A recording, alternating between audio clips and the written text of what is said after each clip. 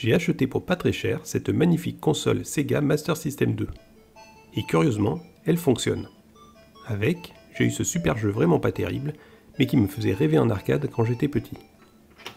Le souci avec les consoles Master System françaises, c'est qu'elles sortent une image en 50 Hz sans que les jeux japonais et américains, initialement développés pour du NTSC en 60 Hz, n'aient été adaptés pour l'occasion. Ils ont juste été ralentis pour se caler sur la fréquence de rafraîchissement de la norme PAL. On a donc droit à des jeux 20% moins rapides, avec des musiques au ralenti. Si je me souviens bien de ce que j'ai lu, il suffit de couper un fil et d'en souder un autre pour passer sa console en 60 Hz. On peut aussi poser un switch sur le boîtier de la console pour passer à volonté du mode 50 Hz au mode 60 Hz. Mais j'ai pas très envie de faire un trou dans ma super console flambant neuve, et j'ai une autre idée derrière la tête à base de capteurs AF et Hall. Ce sont des capteurs de champ magnétique qui devraient me permettre de basculer d'un mode à l'autre à travers la coque de la console, sans faire le moindre trou. Pour commencer, on démonte la console, parce que je sais même pas ce qu'il y a là-dedans.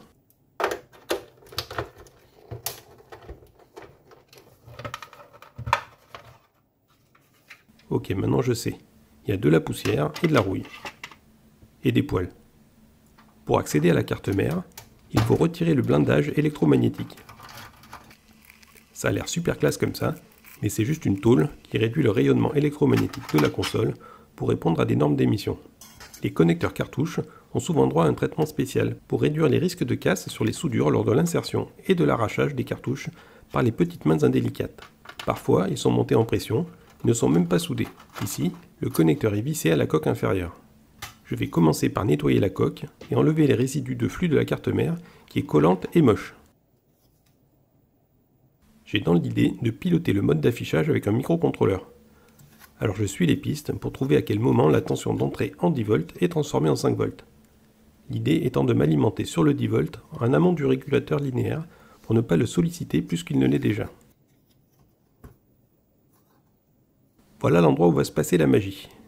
Sega a fait les choses bien. On a un plot central qu'il faut relier à gauche ou à droite pour changer le mode d'affichage. C'est probablement ici que les gens mettent un switch à deux positions. Je tente d'identifier ce qui se cache derrière les broches PAL et NTSC.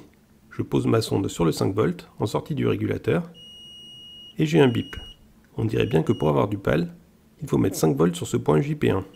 Le NTSC correspond à la tension de la masse, soit ici 0 volts. Les bornes JP1 et PAL étant reliées, je ne sais pas qui envoie 5 volts à l'autre. Pour m'en assurer, je vais devoir couper ce fil.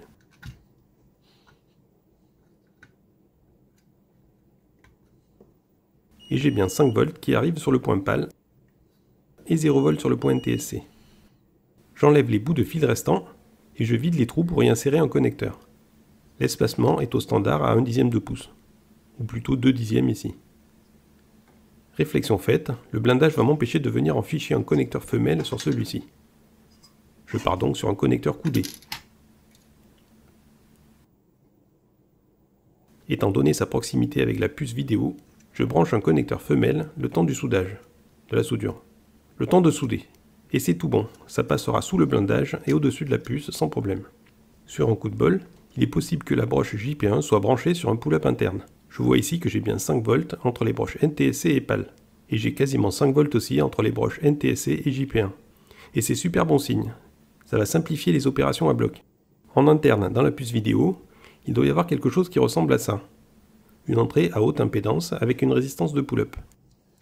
Ça signifie en gros que si je laisse JP1 en l'air, il donnera du PAL par défaut. Et oui, c'est super lent, c'est à fond. Et il suffira de mettre JP1 à la masse pour passer en mode NTSC.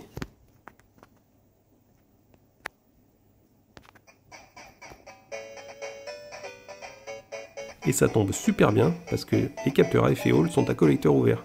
En français, ça veut dire qu'ils sont capables de mettre une broche à la masse quand ils détectent un champ magnétique. C'est exactement ce que je veux. J'ai même plus besoin de microcontrôleur.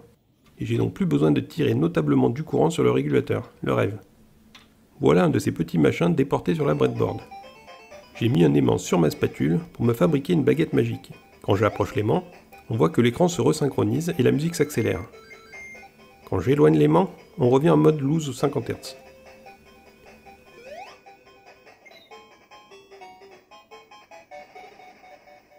Non sans mal, je me suis fait un connecteur pour déporter le capteur à l'arrière de la console.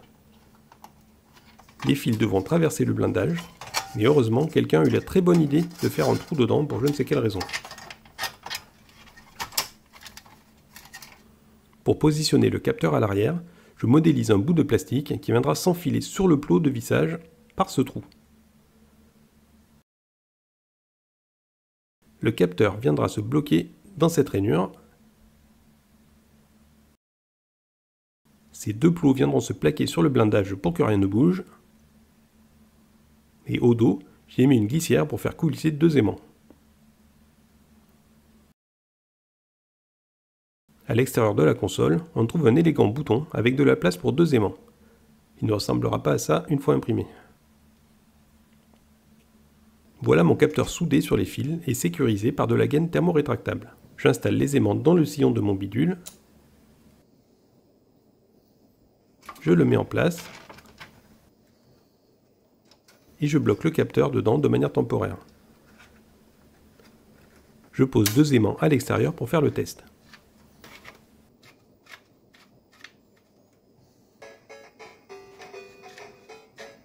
Et hop, il ne se passe rien du tout. Nickel. J'ai probablement mis les aimants à l'envers. Oui, quand je passe devant le deuxième aimant, je change bien de fréquence. J'inverse donc mes aimants. Le capteur est polarisé. C'est une source de joie pendant les tests. Et c'est pas faute d'avoir mis des coups de marqueur pour identifier les faces des aimants. J'en ai encore plein les doigts. Et voilà, ça ne marche toujours pas.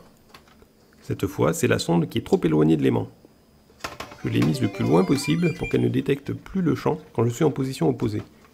Mais heureusement, j'ai laissé une marge de réglage. Voilà qui est mieux.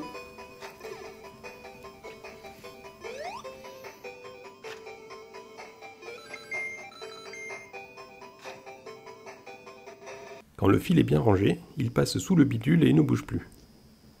Et voilà le bouton vu de près. Avec de la nouvelle rouille et tout.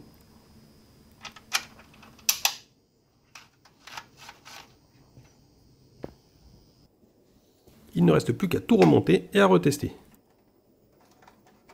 Surtout qu'on n'a pas encore écouté la musique de Chase HQ en 60 Hz. Je suis impatient d'entendre ça. Le moment de vérité.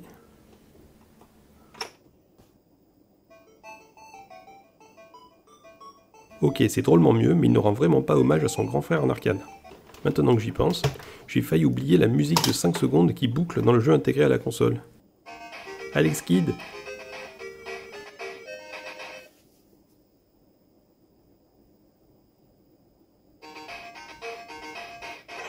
Ouais, ça a l'air super bien cette vitesse.